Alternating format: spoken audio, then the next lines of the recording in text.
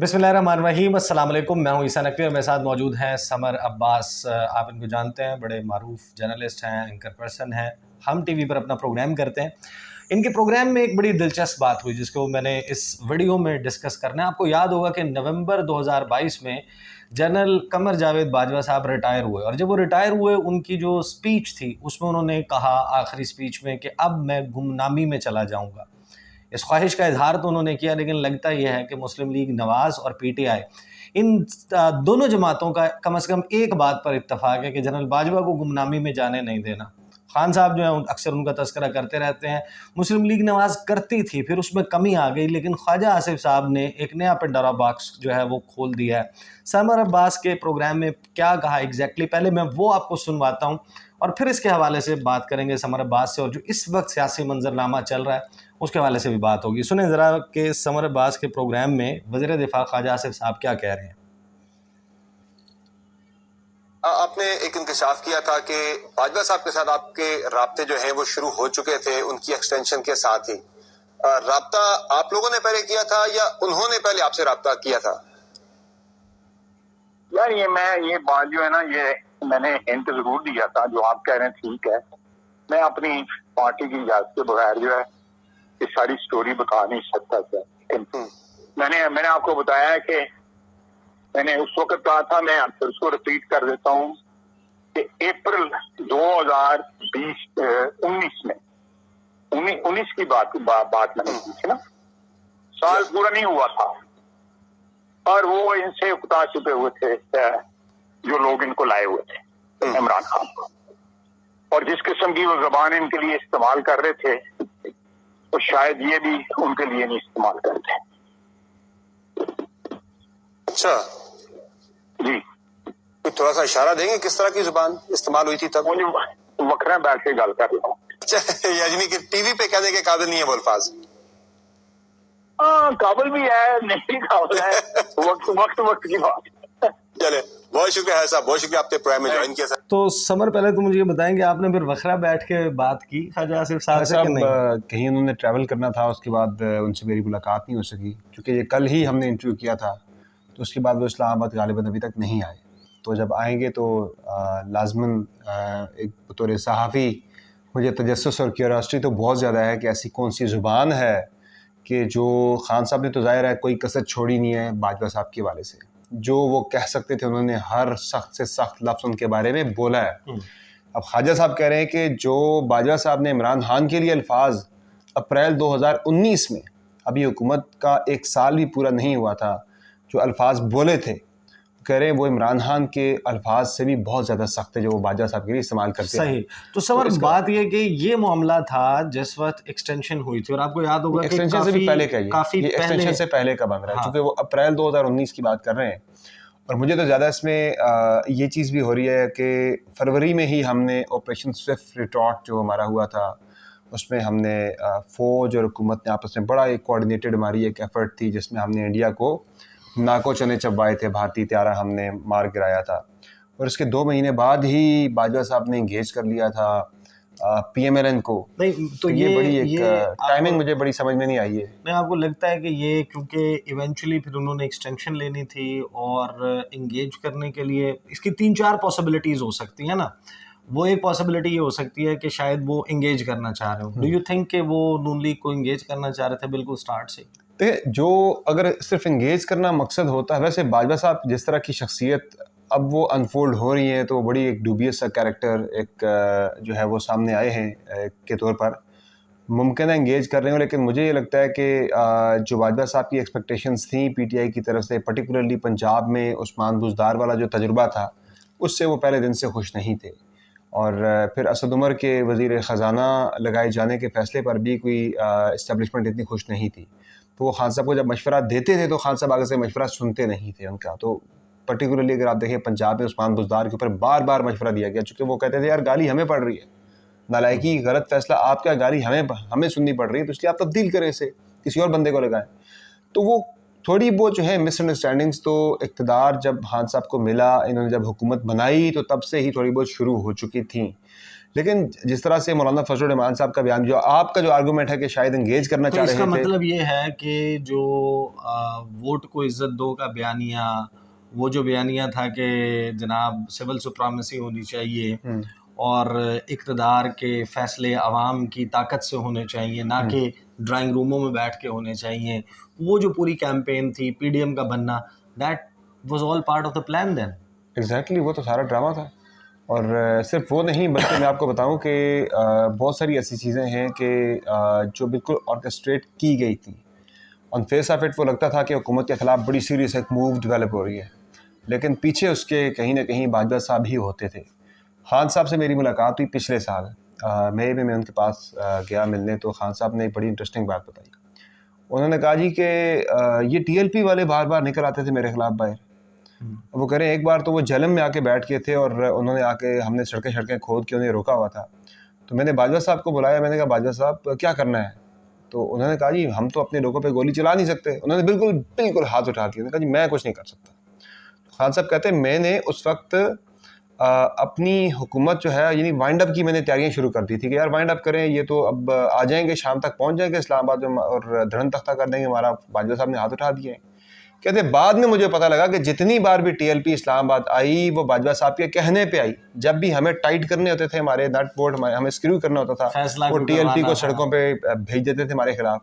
تو اس طرح سے انہوں نے بہت ساری گیمیں تو کھیلی ہیں. تو اس کا مطلب یہ بھی ہو سکتی ہے کہ جو مولانا فضل الرحمان کا دھرنا تھا، آزادی مارچ تھی جو وہ لے کر آئے، جو اختتام پذیر ہونے کے 3 یا 4 دن بعد میاں محمد نواز شریف ملک سے پرواز کر گئے، ایگزیکٹلی وہ بھی سارا part of the plan. That means کہ نظر تو ایسا ہی آ رہا ہے، بظاہر بالکل ایسا ہی لگ رہا ہے کہ یہ سارا ایک پلان کا حصہ تھا.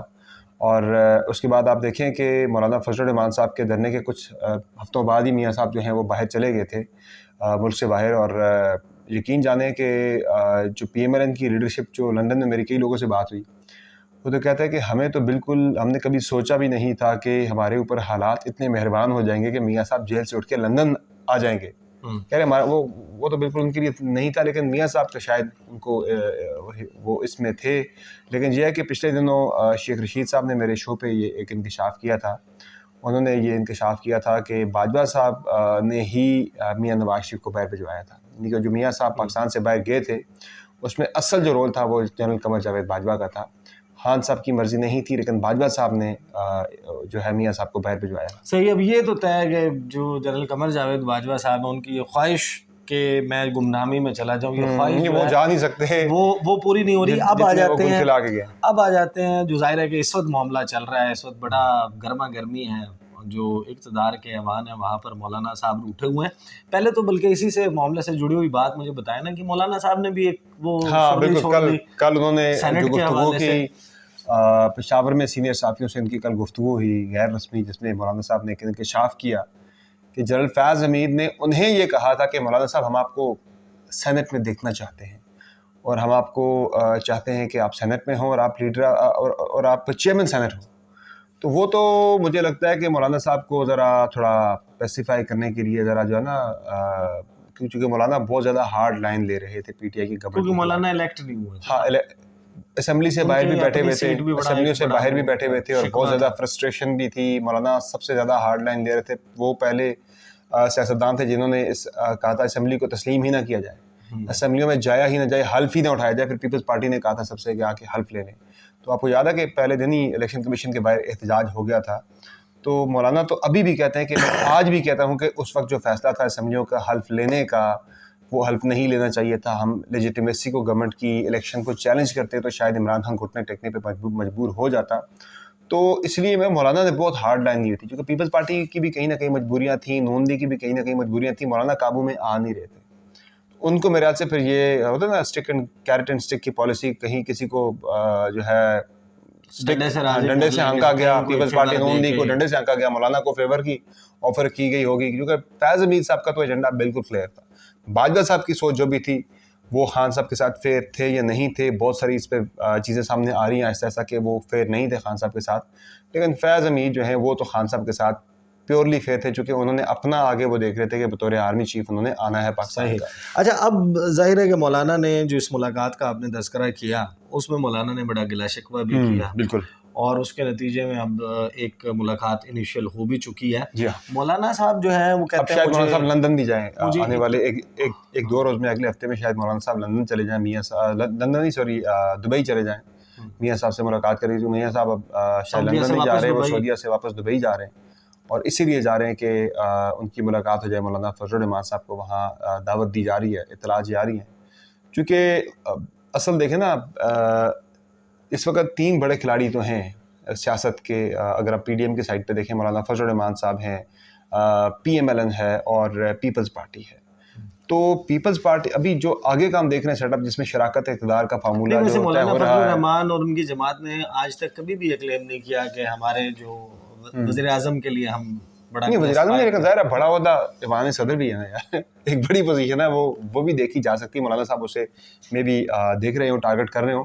تو آپ دیکھیں کہ پیپلز پارٹی نون لیگ نے تو یہ طے کر لیا آپس میں, میاں نواز شریف صاحب نے, زرداری صاحب نے مل کے, کہ جی جو پارٹی زیادہ سیٹیں لے کے آئے گی اس کا وزیر اعظم ہوگا, جس کی سیٹیں دوسرے نمبر پر ہوں گی اس کا پریزیڈنٹ ہوگا.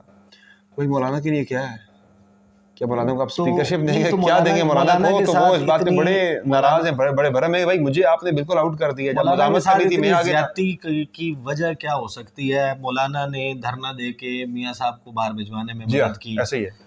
پی ڈی ایم بننے کے بعد جو ان کے جلسوں میں رونق لگائی ہے, لوگ لائے ہیں اپنے مدرسوں سے, وہ مولانا لے کے آئے ہیں.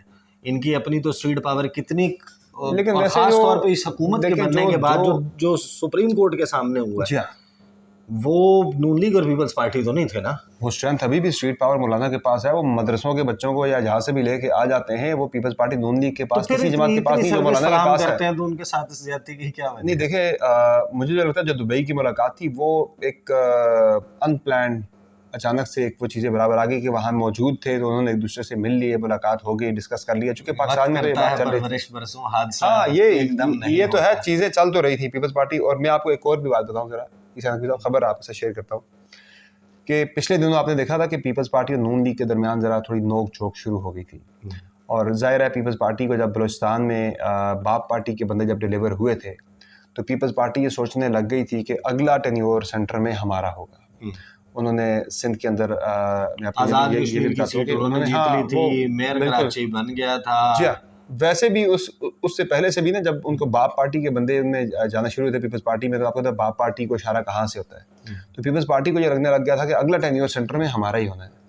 تو اس میں یہ ہوا تھا کہ انہوں نے تو بڑی پراپر ورکنگ شروع کر دی تھی. اگلا وزیر خزانہ کون ہوگا پیپلز پارٹی کا, مراد علی شاہ صاحب کو میری انفارمیشن کے مطابق اگلا الیکشن قومی اسمبلی کا لڑنے کا کہا گیا تھا کہ آپ نے اگلا الیکشن قومی اسمبلی کا لڑنا ہے, چونکہ سینٹر میں آپ ہمارے وزیر خزانہ ہوں گے. جو انہی کے حلقے میں ایم این اے کا الیکشن لڑتے ہیں سکندر صاحب, ان کو ایم پی اے کا الیکشن لڑنے کا کہہ دیا گیا تھا.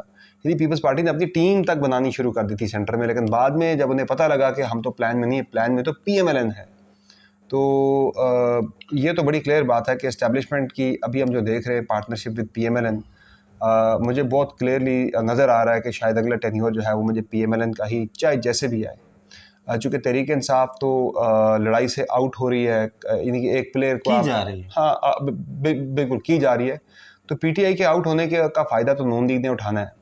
پیپلز پارٹی کے پنجاب کے اندر اتنی روٹس نہیں ہے, تو زیادہ سیٹیں پھر ظاہر ہے پی ٹی آئی کی غیر موجودگی میں تو پھر پنجاب سے نون لیگ نے ہی اٹھانی ہے, پیپلز پارٹی تو اٹھا نہیں سکتی. اور ویسے بھی جو اسٹیبلشمنٹ میں بھی جو سوچ و بچار ہے وہ زیادہ فیوریبل ہے towards P M L N. جتنا میں دیکھ رہا ہوں ایک پی ایم ایل این میں یہ سوال موجود ہے نا کہ پی ایم ایل این میں ٹورڈز شہباز شریف کی طرف زیادہ ہے.